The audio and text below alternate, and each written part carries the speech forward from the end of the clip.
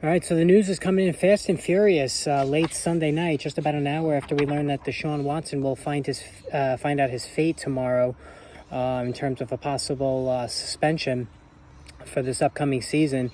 We learned from Ian Rappaport of NFL Network that the San Francisco 49ers have given a 3-year contract to ace wideout Deebo Samuel worth $71.5 million. I believe $58 million of it is guaranteed.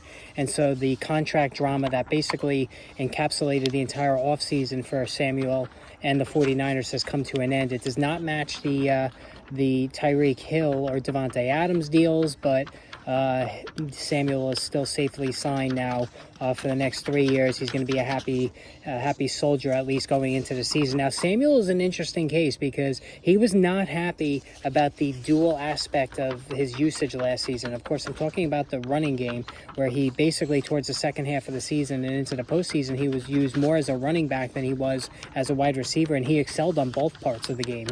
He was unbelievable catching the football, very near the top of the league in air yards and creating yards after the catch. That was Samuel's calling card, his supreme athletic ability really showcasing in that side of things. For the season last year, he caught 77 balls for 1,405 yards and 6 touchdowns. Of course, he did add this significant amount of rushing yards on the ground to boost his PPR value to 339 total points, which was just a phenomenal season altogether. But again, he wasn't happy with the way he was used as a running back. He wants to play just receiver exclusively. Now, the question is, now that he got his money and he got his contract, is Samuel now more willing to be used again on the jet sweeps and on the running plays? That obviously is something that will be sorted out going forward. So we'll have to see there. You would think now that Samuel has some security that he'd be more willing, I should say, to embrace carrying the football and the increased injury risk that comes with it, as opposed to just being strictly a wide receiver. But on the flip side, now that he has his money, maybe Samuel feels he doesn't need to run the ball because, why boost his numbers across the board when he can just do that as a wide receiver, which of course he's very capable of doing at a very, very high level. Now, fantasy football wise for Samuel, there's no doubt he was one of the best values. I mean, he was a middle round pick last summer, and he just absolutely blew beyond by a mile projections and expectations. Now this year, he's going to be a late first round pick, probably more likely an early second round pick in terms of fantasy draft. So you're going to be buying very high on him. And I don't like buying extremely high on players, especially one coming off a career year. And also now somebody who's gotten paid. Maybe that takes the edge off. But what I don't like about Samuel is a couple of things. One, now he did play in 16 games last year. I'll give him that. But he has a checkered injury history.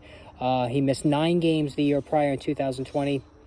And even going back to his college days, Samuel dealt with a lot of injuries. So that is something that needs to be factored into a decision whether you want to draft him or not. And then also, of course, Trey Lance. Trey Lance is far from a finished product as a passer. We saw in the outings that he was in last year with Samuel, the two didn't really have anywhere near as much chemistry as Jimmy Garoppolo had with Samuel. So it's now the Trey Lance show, and Lance has to prove that he could be a good passer. All right, we don't know that. We know he's an athletic marvel that can run the football, and he's got a cannon of an arm, but his accuracy is something that needs to improve from basically anybody that has seen him. And of course, coming from a smaller school level. So that's another issue for Samuel. The Trey Lance issue, the injury issue, and also the fact that he may not run the ball now, which will remove some prospective numbers from his bottom line. So Samuel, the 77 catches, if he's operated mostly as a receiver and doesn't run the ball, I think he could be in play for around that number. Between 70 to 80 catches, I think, is good. The 1,405 yards, I don't know if I see that happening again with Lance under center. And 6 touchdowns through the air, I think he can do that again. That's not a problem.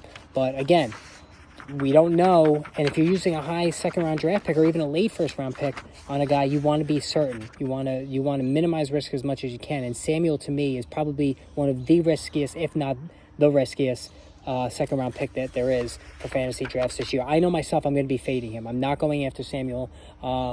There's a saying that, if you're not there for the wedding, don't be there for the funeral. I didn't own Samuel last year. I'm not going to own him this year. I mean, if he absolutely fell into my lap in the third round, I'll take him, but that's not going to happen. I sincerely doubt that will happen. So Samuel's not somebody I'm going to go after. I think the injury risk is there to miss a couple of games, going back, to his history on that front. And then Trey Lance, that aspect of it, and not running the football. Those are three issues, potentially big issues, that clouds his outlook for this season and really has me hesitant to jump on board. So there you have it, Deebo Samuel, 3-year extension. So again, if you don't follow us on Twitter at RotoBoss, make sure you drop us a follow there. Also, hit the like button and the notification button. So if any, this season coming up, I'm going to be doing every week Friday shows. I'm going to be taking questions from the fantasy football community. Any kind of lineup decisions, injury questions you have, whatever you have on your mind, I'll answer for you.